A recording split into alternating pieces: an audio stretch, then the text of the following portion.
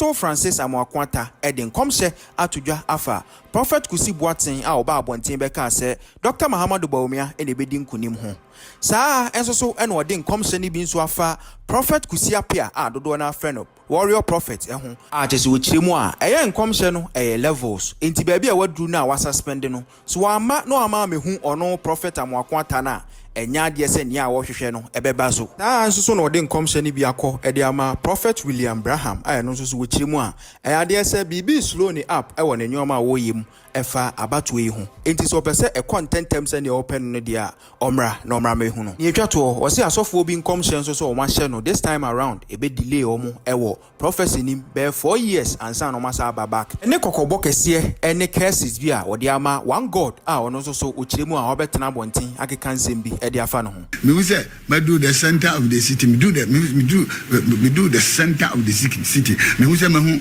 odifo prophet Kusi Boaten Kusi Boaten yeah Power Chapel me ni na fa no ba Power Chapel Kusi Boaten me say yeah se president Emma obi appointment ayina ye bobo yes portfolio yeah you rapping the common me hu say one young man bi gina na ono or dan sin James mu say on so we di Kusi Boaten me we di Kusi apia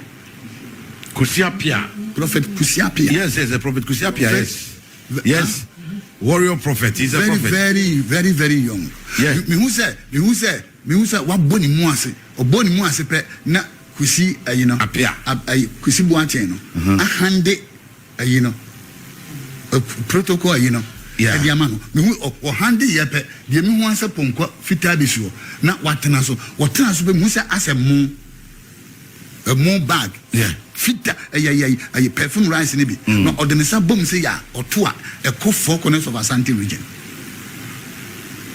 I'm telling you ade am hu say sia no na o di mu say owura crowd no na wa suspend and mu say oba for mu say boko and na obo for na ka jem say kuro wi owom me hia ne da me hu ne da kuro ma Kumasi ya Ghana say obi kan kire no se ohumi ansa na firi kure mu eno ono firi obe mu say it's like an eagle na ono so Ghana flag sensem na flag ewo na tabani na ayayi na we Tuesday kura me bonidi William Braham prophet William Braham na bogi se fitasa na bogi se ya na bogi se minister to where ya prophet William Braham na me hu kodi oso sada na flag ni na ewo no na obomu a na eko na ade no esen ko nka eko speed no go through abem won kan kire no ba bi ono so Kumasi ha me kam kire ono so ha on kan kire no se onhume na me nso ano ma no se de be ya ade no be ko speed because yes are slow afedi e basa wo ko speed a ano be de ne sa adifom ye no amabo mudin se omunya obi mentom e fada wo ma I'm telling you they are going to be a blessing to this generation for the next generation. Amen. It's too serious.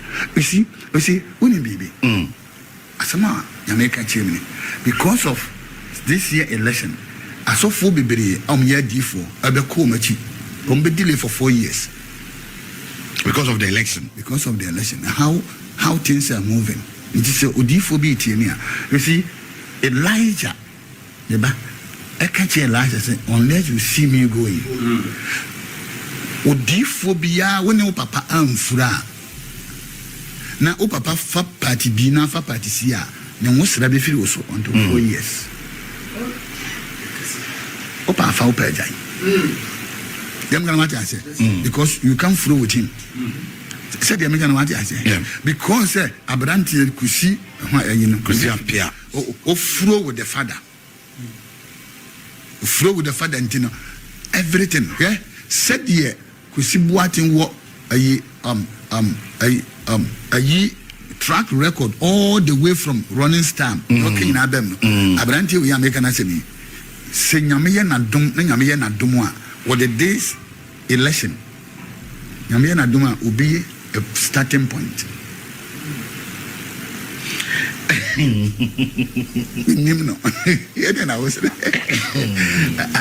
No, he's my very good friend. I created me madam for pa. Who's my baton? Me konifi. Wow. Kra kodidi wo ho. Hey. Ai. Madam for pa.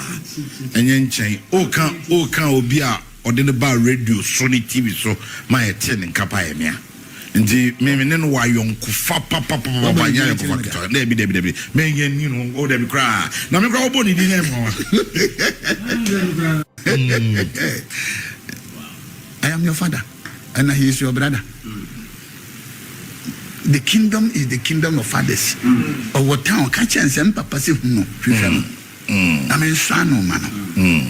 But I say and yes on be vetino. Wow. Some be a wakoni na wakeka no. Ombe veti how heavy it is. Them gonna what I say. Omu veti na emu anye durua. They will drop it. No what drop. Because the kingdom were by levels. Them gonna what I say. The started to so no. And in the more Pentecost Assemblies of God say ya. The can be a them. The can be a them. The can be the too many suffer many. We must suffer Roland. My goodness. We must say I take a course so soon some asuma.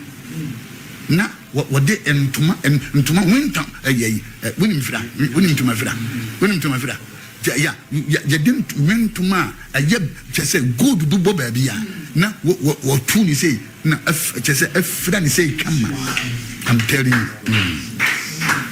I am telling you.